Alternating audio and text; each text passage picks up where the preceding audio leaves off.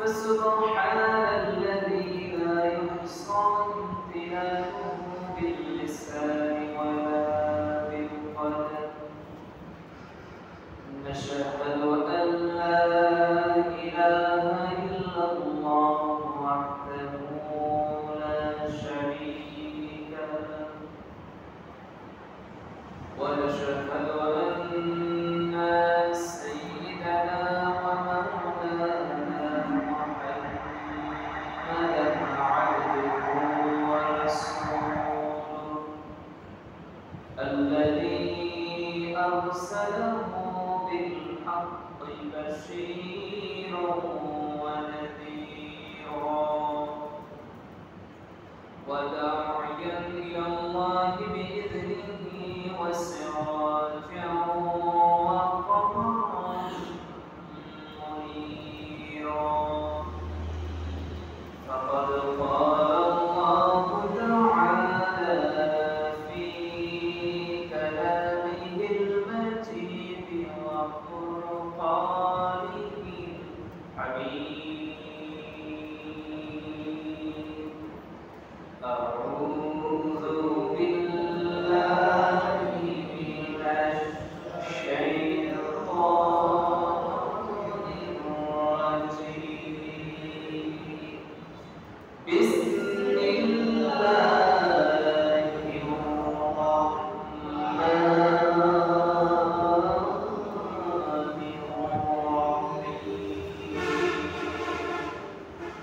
إن الله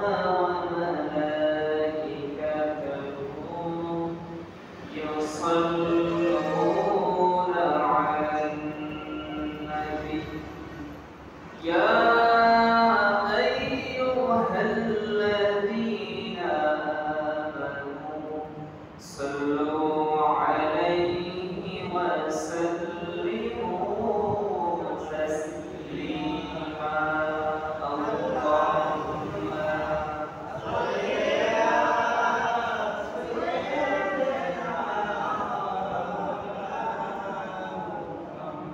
وعلى آل سيدنا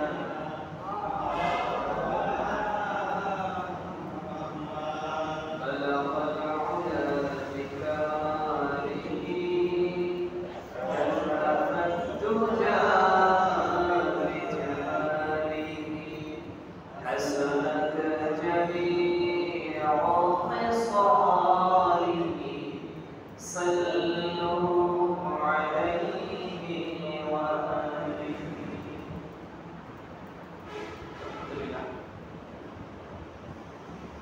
মহান আল্লাহ সুবহানাহু ওয়া তাআলার দরবারে অগণিত শুকর পেশ করি যিনি আমাদেরকে আজকের এই পবিত্র জুমার দিনে এমন একটি বরকতপূর্ণ জায়গা তথা মসজিদে আল্লাহ এবং বসার তৌফিক দিয়ে সেই মহান রব্বুল আলামিনের দরবারে আমরা সবাই দেহের সমস্ত শক্তিকে গলার কাছে সমস্ত আবেগ অনুভূতি ভালোবাসাকে উজাড় করে নিয়ে একযোগে জোরে সোরে শুকরিয়া আদায় করছি বলছি আলহামদুলিল্লাহ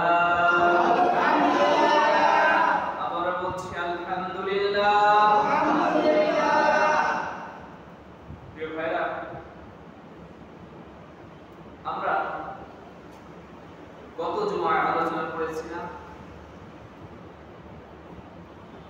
মুনাফিক ব্যক্তিদের কাজ সমূহ নিয়ে মুনাফিক ব্যক্তিরা তাদের আচরণগুলো কি তাদের পরিচয় এবং আচরণ নিয়ে আমরা আলোচনা করছিলাম সময় সংক্ষেপ সম্পূর্ণ আলোচনা করতে পারি নাই যদিও কিয়ামত পর্যন্ত কোরআন থেকে আলোচনা করলে শেষ করা সম্ভব হবে না সম্পূর্ণ হবে না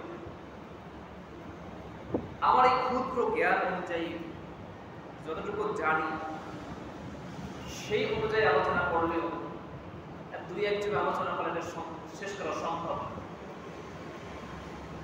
কোরআনের অসংখ্য জায়গায় আল্লাহ তাআলা এই মুনাফিকদের আলামতগুলো তুলে ধরেছে।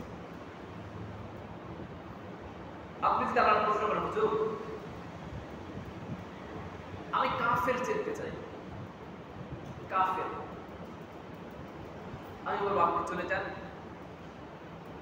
এই যে পাশে হিন্দু যারা আছে, খ্রিস্টান যারা আছে, তারা কাফের, আল্লাহর ভাষায় তারা কাফের। যদি বলেন হুজুর আমি মুশরিক দেখতে চাই, আমি বলবো আপনি চলে যান তাদের দিকে তাকান, তারা আল্লাহকে সিজদা না দিয়া মূর্তিরে সিজদা দেয়, আল্লাহকে আল্লাহর ইবাদত না করে তারা মূর্তির ইবাদত করে, মূর্তি পূজা করে। আপনি যদি আমার বলেন আমি নাস্তিক দেখতে চাই, নাস্তিক কারা, আমি বলবো আপনি তাসলিমা নাসরিনের দিকে তাকান, আপনি আসাদ নূরের দিকে তাকান। এইভাবে যারা আছে যারা আল্লাহকে অস্বীকার করে, স্রষ্টাকে অস্বীকার করে, আপনি যদি আমার বলেন যে তাদেরকে দেখতে চাই, আমি দেখাইতে পারবো। কিন্তু আপনি যদি বলেন হুজুর আমি মুনাফিক দেখতে চাই, আমার পারবো না।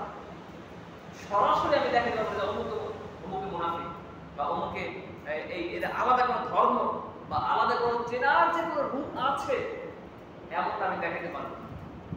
কিন্তু যদি আমরা কোরআন এবং হাদিসের দিকে তাকাই, আমরা তাদের পরিচয় করে পেয়ে যাবো। আল্লাহ তাআলা এই মুনাফিকদের ব্যাপারে বিশাল আলোচনা করেছে।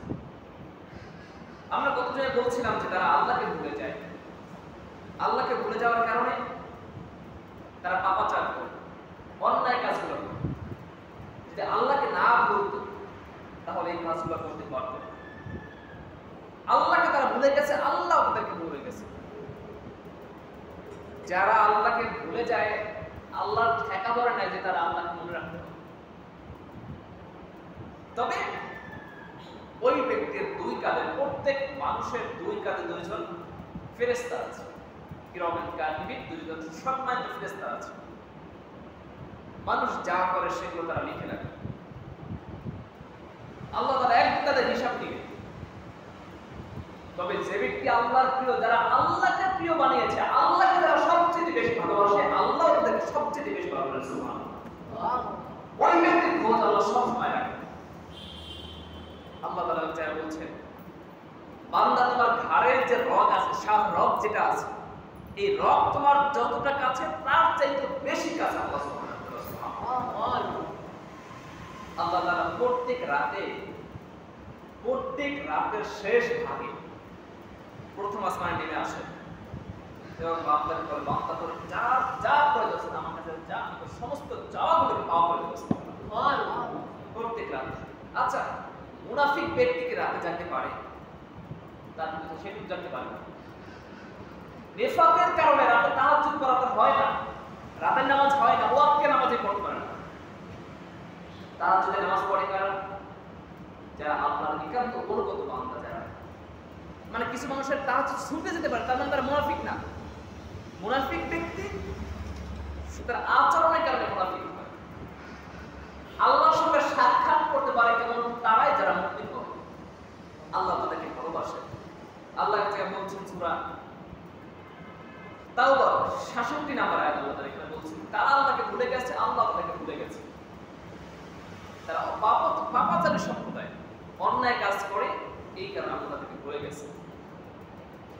আল্লাহ রাব্বুল আলামিন এরপর বলেন সূরা তাওবা 74 নম্বর আয়াত, আল্লাহ রাব্বুল আলামিন এখানে বলেছেন মুনাফিক ব্যক্তিরা কসম খেয়ে মিথ্যা কথা বলে।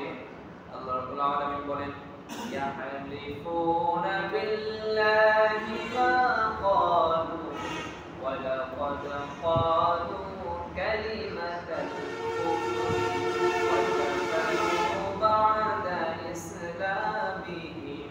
জোরে বলুন আল্লাহু আকবার। আল্লাহ রাব্বুল আলামিন বলেন তারা আল্লাহর নামে শপথ করে বলেন আমরা কিছুই করি নাই, এবং তারা অথচ তারা কুফরির মধ্যে রয়েছে, কুফরি কথা বলেছে, ইসলাম গ্রহণ করার পরে আবার তারা কাফের হয়ে গেছে। তারা আল্লাহর নামে কসম করে বলে আমি কিছুই করি নাই, আবার কিছুই করি নাই। কিন্তু তারা ইসলামের ভিতরে প্রবেশ করার পরে আবার কাফের হয়ে গেছে। এমনটা করা যাবে না। কিছু মানুষ দেখবেন বারবার শুধু কসম খায়, বারবার শুধু কসম খায়, কসম খাওয়ার জায়গা না এই জায়গাটা, তারপরও কসম খায়, মসজিদের কসম খায়, কোরআনের কসম খায়, সন্তানের কসম খায়, মানে বিপদ একটা পড়ছে। বাট আমি মসজিদ ছুঁয়ে কইতেছি আমি এই কাজটা করিনি, অথচ এই কাজটা করছি। কোরআন ছুঁয়ে কই, আমি কোরআন ছুঁয়ে কইলাম কাজটা করি নাই, এই কথা বলি নাই। সন্তানের মাথায় হাত দেয়, আমি আমার সন্তানের মাথায় হাত দিয়ে কইতেছি আমি এই কাজটা করি না, ভাই এই কথা বলি নাই। এই পৃথিবীতে আল্লাহ ছাড়া অন্য কারো নামে কসম করা একদম হারাম, হারাম, হারাম। মসজিদ, মাদ্রাসা, কোরআন কারো নামে না, এমনকি নবীর নামে কসম করা যাবে না, কারো নামে কসম না। কসম হবে কার নামে? একমাত্র আল্লাহর নামে কসম হবে। কিন্তু মুনাফিক তারা এই আল্লাহর নামে কসম করে তারপর তারা মিথ্যা কথা বলে। কত বড় খারাপ! আল্লাহ রাব্বুল আলামিন বলেন তাদের মুখে যা বলে অন্তরে তা থাকে না, অন্তরে যা থাকে তা মুখে বলে না। অন্তরের ভিতরে থাকে জেলাপির পেঁচের মতো, বাহির থেকে মনে হয় খুব ভালো মানুষ, বাহিরে আপনার সঙ্গে এমন ভালো আচরণ করবে যে তার চাইতে ভালো মানুষ আর একজন নাই, ফেরেশতাই। আল্লাহ রাব্বুল আলামিন তাদের সম্পর্কে বলেছেন সূরা আল ইমরান 166 নম্বর আয়াতে আল্লাহ তাআলা বলেন ইয়াকুলুনা বিআফওয়াহিহিম মা লাইসা ফি কুলুবিহিম ওয়াল্লাহু আ'লামু বিমা ইয়াকতুমুন। জোরে বলুন আল্লাহু আকবার।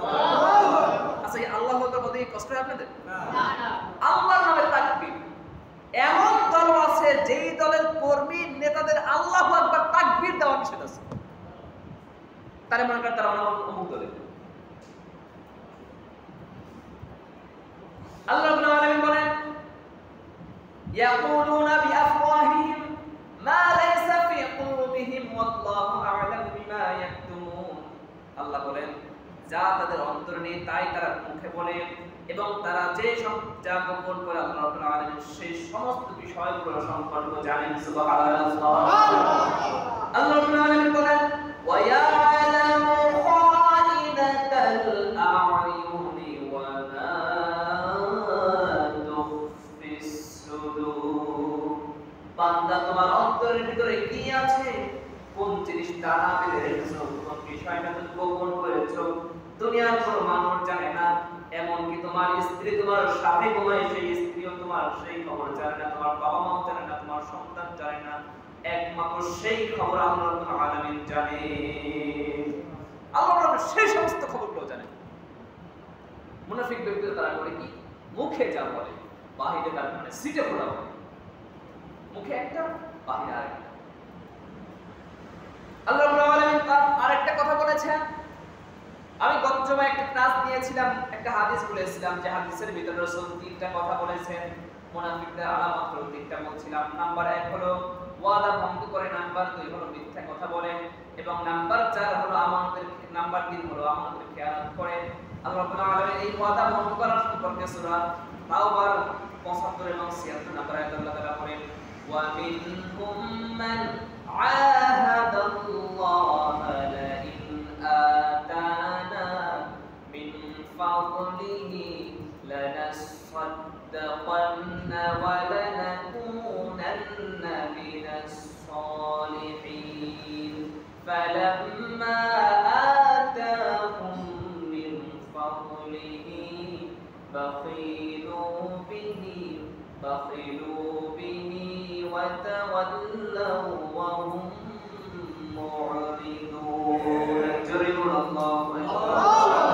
আল্লাহ রাব্বুল আলামিন বলেন তাদের মাঝে এমন কোন ব্যক্তি আছে, কিছু ব্যক্তি আছে যারা আল্লাহর সঙ্গে অঙ্গীকার করেছিল যে আল্লাহ যদি তাদেরকে বিপদের সময় নিজ কৃপায় যদি তাদেরকে কিছু দান করে তাহলে তারা আল্লাহর রাস্তায় সদকা করবে এবং সৎ কর্মশীলদের অন্তর্ভুক্ত হয়ে যাবে।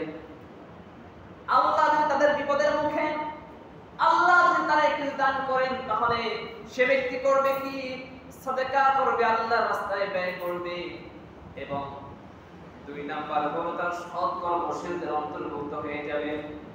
কিছু মানুষ বিপদে পড়ে, বিপদে পড়ার পরে আল্লাহকে খুব স্মরণ করে, যখন বিপদ কেটে যায় তখন আল্লাহকে ভুলে যায়। বিপদে পড়লে 5 ওয়াক্ত নামাজের জায়গায় 6 ওয়াক্ত নামাজ পড়তে রাজি আছে। বিপদ কেটে গেলে 1 ওয়াক্ত নামাজ পড়তেও কষ্ট হয়ে যায়। আল্লাহ রাব্বুল আলামিন বলে এমনটা করা যাবে না। মানুষ বিপদে পড়লে আল্লাহকে খুব মনে পড়ে, দেখবেন ঝড় হয়েছে, বন্যা হয়, বিশেষ করে দক্ষিণ আমাদের এই এলাকায় তো আমরা শান্তিতে আছি, কিন্তু দক্ষিণ অঞ্চলে যারা আছে আমাদের দক্ষিণে, সেই জায়গাতে অনেক পানি হয়, ঘর বাড়ি তলাইয়ে যায়। যখন বন্যা হয়, হায় রে আল্লাহর কি জিকির, আল্লাহ কি স্মরণ। কিন্তু পরবর্তী যখন পানি টাইম না যায়, আল্লাহরে বলে সব বলে, যে বন্যা হয়েছিল তাও ভুলে যায়। শুধু দক্ষিণ অঞ্চলের কথা বলতেছি না, মানে সেই সমস্ত যেই সমস্ত জায়গায় বিপদ হয় আমি সেটা বলছি। সাগরের পাশে যারা মানুষগুলো আছে, এমনকি সাগরের ভিতরে যদি অমুসলিমও হয় সেও আল্লাহরে ডাকে, কারণ তারা জানে যে আল্লাহ ছাড়া এই বিপদ থেকে কেউ রক্ষা করতে পারবে না। আল্লাহ রাব্বুল আলামিন বলেন কিছু মানুষ এমন আছে আল্লাহর সঙ্গে অঙ্গীকার করে যে আল্লাহ আপনার কথার বাহিরে আমি যাব না, আপনার কথাগুলো মানবো, কিন্তু যখন আপনার কথাগুলো মানবো, দান সাদাকা করব। কত কয়েক জুমা আগে, 3 জুমা আগে মসজিদে 25 পয়সার একটা কয়েন পাইছি। 25 পয়সা এইখানে আছে, এই যে আমার কাছে আছে, এই 25 পয়সা। আচ্ছা এইটা কি আপনার বলেন এটা চলে? এখন বর্তমানে চলে? এইটা দান করছে, কোন আক্কেলে দান করছে আপনি? আল্লাহ রাস্তায় দান করো, দান করো। 1 টাকা কয়েন তো জি হ্যাঁ রাইখা দিচ্ছি, এটা বন্ধ করে এই 25 পয়সা। আচ্ছা দান করুক, কিন্তু যেটা চলে এটা তো দিতে হবে।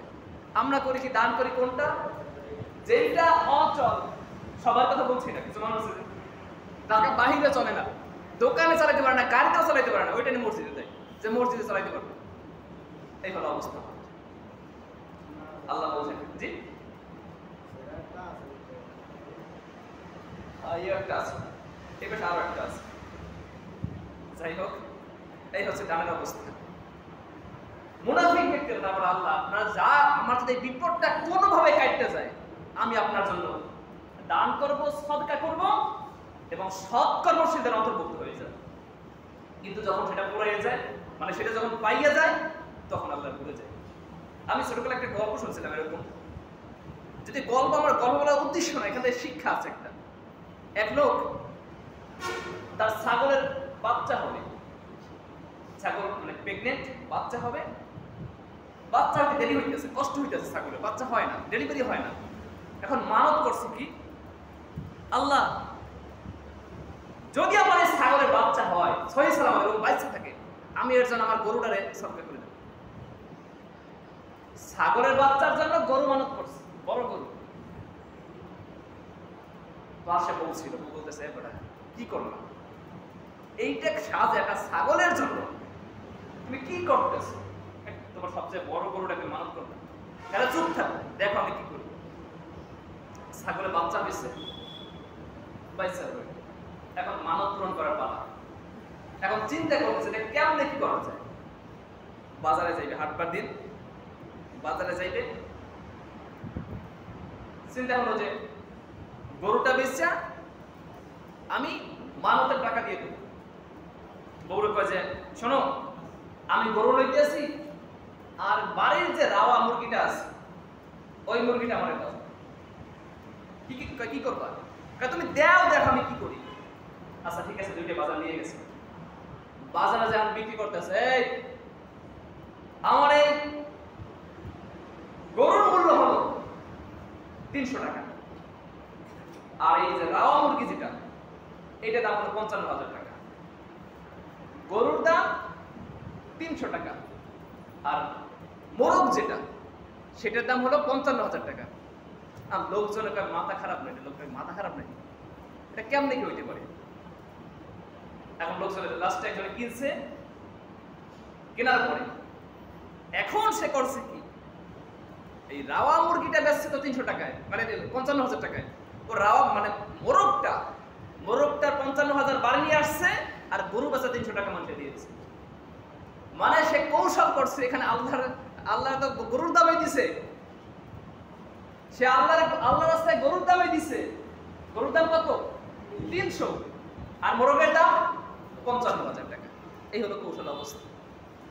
যখন ওয়াদা করে আল্লাহ আমি সব দিব, তোমার যা চাও আমি তাই দেবো, পরবর্তীতে যখন মানে বিপদ কাটতে যায় তখন আস্তে আস্তে কৌশল করে আল্লাহ এইটাতে এইভাবে করা যায় না, এটাতে এইভাবে করা যায় না। আল্লাহ রাব্বুল আলামিন বলছেন এরা হলো মুনাফিক, যারা ওয়াদা ভঙ্গ করে। এমনটা করা যাবে না, ওয়াদা দিলে ওয়াদাগুলোকে রক্ষা করতে হবে। আল্লাহ রাব্বুল আলামিন এরপরে বলেন তারা আল্লাহর পথে ব্যয় করাকে জরিমানা মনে করেন, আল্লাহর পথে ব্যয় করতে চায় না, মনে করে যে আল্লাহ রাস্তায় ব্যয় করলে মনে হয় কমে যাবে। আল্লাহ রাব্বুল আলামিন বলেন তারাই হলো মুনাফিক। সূরা তাওবা 8 নম্বর আয়াত আল্লাহ তাআলা বলেন ওয়া মিনাল আ'রাবি মান ইয়াত্তাখিযু মা ইউনফিকু মাগরামা। আল্লাহ রাব্বুল আলামিন বলেন মরুবাসীর ভিতরে এমন একটা শ্রেণী আছে যে আল্লাহর পথে ব্যয় করাকে অর্থদণ্ড মনে করে, আল্লাহর রাস্তায় ব্যয় করতে চায় না। আল্লাহর রাস্তায় ব্যয় করলে কমে যাবে এমনটা মনে করে অর্থদণ্ড। একটা হলো কারাদণ্ড আর একটা হলো অর্থদণ্ড। মানে কারাদণ্ড কি? ছেড়ে দিয়ে মানে সেখানে থাকে, রাইট? আর অর্থদণ্ড মানে তার যা সম্পদ দিয়েছে সম্পদ এখন ব্যয় করতে হবে, এটা তার উপর জুলুম, আল্লাহ তার উপর জুলুম করতেছে এমনটা তারা মনে করে। আল্লাহ রাব্বুল আলামিন বলেন তারা শেষে আল্লাহর রাস্তায় ব্যয় করতে চায় না। আল্লাহ রাব্বুল আলামিন বলেন ওয়া মা মানাআহুম আন তুকবালা মিনহুম নাফাকাতুহুম ইল্লা আন্নাহুম কাফারু বিল্লাহি বিরাসূলিহি ওয়া লা ইয়াতুনাস সালাতা ইল্লা ওয়া হুম কুসালা ওয়া লা ইউনফিকুনা ইল্লা ওয়া হুম কারিহুন। জোরে বলুন আল্লাহু আকবার। আল্লাহ রাব্বুল আলামিন বলেন তাদের ব্যয়কৃত কোনো কিছুকে গ্রহণ করতে নিষেধ করেছে। তারা আল্লাহ এবং তার রাসূলকে অস্বীকার করে, সালাতের ভিতরে শৈথিল্যের সাথে উপস্থিত হয়, নামাজ পড়ে, নামাজের ভিতরে তারা বেখেয়াল থেকে শৈথিল্যের সাথে নামাজ আদায় করে এবং অনিচ্ছাকৃতভাবে আল্লাহর রাস্তায় ব্যয় করে। অনিচ্ছাকৃতভাবে যদি কেউ ব্যয় করে তার দান নেওয়া নিষেধ করা হয়েছে। আল্লাহর রাস্তায় দান করতে চায় না, চাইছে। এটা কি প্রয়োজন? মসজিদের জন্য টাকা, মাদ্রাসার জন্য টাকা, মাহফিলের জন্য টাকা, একটা ব্যবসা জোগাড় নিছে। যদি এই সমস্ত কথা যদি কেউ কয় তার কাছ থেকে টাকা আমরা আনা উচিত হবে। চাইছে যদি দেয় আমরা। আল্লাহ কার অন্তরটা ভালো করে দেন এবং কার অন্তরটা খারাপ করে দেন। রাসূল বলেছেন মানুষের অন্তর হলো আল্লাহর দুই আঙ্গুলের মাঝে। আল্লাহ যখন যার মন চায় তখন আঙ্গুলটা ঘুরায় দেন, আল্লাহ তাআলা ঘুরায় দেন। একটা মানুষ অন্যায় কাজ করতে করতে 60 বছর পার করেছে, হঠাৎ করে সেই লোকটা ভালো হয়ে গেছে, এর মানে হলো আল্লাহ রাব্বুল আলামিন তাকে তার কলবটা, তার অন্তরটা ঘুরাই দিয়েছেন। সুবহানাল্লাহ। মানুষ ভুল করতে পারে, ফিরে আসতে পারে। যখন মানুষ ফিরে আসে আল্লাহ রাব্বুল আলামিন তাকে ওই ব্যক্তিকে একদম নিষ্পাপ মানুষের মতো তাই বানায় দেন আল্লাহ রাব্বুল আলামিন। এজন্য বলছেন মুনাফিক ব্যক্তিরা আল্লাহর রাস্তায় স্বেচ্ছায় ব্যয় করতে চায় না। ব্যয় করবে তবে কিছু কথা শোনায় দেয়, পাঠায় টাকা যখন নিতে আসছে কিছু কথা শোনায় দেয়। মানে বিশেষ করে বেতন দিতে যায়, মাসুম ভাইরা জানে, আজস ভাই জানেন, বেতন দিতে যাবে, বেতন তো নেবাই, কিছু কথা শুনতে যাবে, মানে মনের কথা সব ছাড়ে। কিন্তু এইটা না, অন্য জায়গায়। এরপর রাব্বুল আলামিন বলেন নামাজের ভিতরে তারা শৈথিল্যের সাথে নামাজ আদায় করে। আল্লাহ রাব্বুল আলামিন তাদের সম্পর্কে বলেছেন এই সমস্ত ব্যক্তিরা হলো মুনাফিক। তাদের জন্য আল্লাহ রাব্বুল আলামিন বলেন ওয়াইল নামক দোজখ তার জন্য রাখা হয়েছে। আল্লাহ রাব্বুল আলামিন বলেন ফাওয়াইলুল লিল মুসাল্লিন আল্লাযীনা হুম আন সালাতিহিম সাহুন আল্লাযীনা হুম ইউরাউনা ওয়া ইয়ামনাউনাল মাউন। জোরে বলুন আল্লাহু আকবার। আল্লাহ রাব্বুল আলামিন বলেন দুর্ভোগ সেসব মুনাফিক নামাজীদের জন্য যারা তাদের নামাজের সম্পর্কে উদাসীন, নামাজ পড়ে নামাজের ভিতরে তাকিয়ে থাকেন সামনে ঘড়িতে কয়টা বাজে, নামাজের ভিতরে তাকিয়ে থাকে সামনে কয়টা, উপরে ফ্যান কয়টা সেটা গুনতে থাকে। নামাজ পড়ে উপরে ফ্যান গুনতেছে, নামাজ পড়ে রাস্তা দিয়ে বাইরে থেকে কে যাইতেছে তাকিয়ে দেখতেছে। এবং আমি দেখছি বাজারের পিছনে সুন্দর করলে দেখা যায় এগুলো, মানে অনেক নামাজের যে কত রূপ এটা সামনে বসে তো দেখি না, পিছনে গেলে তখন কিছু দেখা যায়। নামাজ পড়ে, নামাজের ভিতরে হিসাব করে। এক লোক এশার নামাজে গেছে, গল্প আমি শুনছি, গল্প শিক্ষার জন্য বলছি। এশার নামাজে গেছে, এশার নামাজে ইমাম সাহেব 4 রাকাত নামাজের জায়গায় 2 রাকাত নামাজ পড়ে সালাম ফিরে করেছে। সমস্ত মুসল্লিরা একটু কনফিউজড, কেউ লোকমা দিতেছে না। নামাজ সালাম ফিরানো শেষ, এমন সময় একজন জানলো হুজুর আজকে নামাজ কিন্তু 2 রাকাত হয়েছে। তাই কেমনে? কেন নামাজ অন্য কাছে 4 রাকাত হয়েছে? কেন 2 রাকাত হয়েছে? কেমনে 2 রাকাত হয়েছে? হুজুর আমার 4টে দোকান, প্রতিদিন আমি এশার নামাজের আগে দোকান বন্ধ করি, 4 রাকাত নামাজের 4টে দোকানে আমি হিসাব কমপ্লিট করি, কিন্তু আজকে আমার 2 দোকানের হিসাব কমপ্লিট হয়েছে, আজকে 2 রাকাত হয় না। এই হলো অবস্থা। এমনটা করা যাবে। তো সম্মানিত হাজিরিন, নামাজ পড়তে হবে অত্যন্ত ধীরে সুস্থে মনোযোগের সাথে। যদি এগুলো না করি তাহলে কিন্তু মুনাফিকদের চলে যাবে। আমাদের সকলকে যা আলোচনা করছি, এবং ইনশাআল্লাহ আগামী জমা এই বিষয়ে আগামী জমা থাকতে পারবো না, এই বিষয়ে পরবর্তী আলোচনা করব। সকলকে এই মুনাফিকের গুণগুলো ছাড়া এবং ঈমানদারের গুণগুলো তার মতো তৌফিক আমাদের সকলকে দান করুন। আমিন। ওয়া আখিরু দাওয়ানা আলহামদুলিল্লাহি রাব্বিল আলামিন। সালাম থেকে বেশি কথা বলতে বসেন, একটু পরে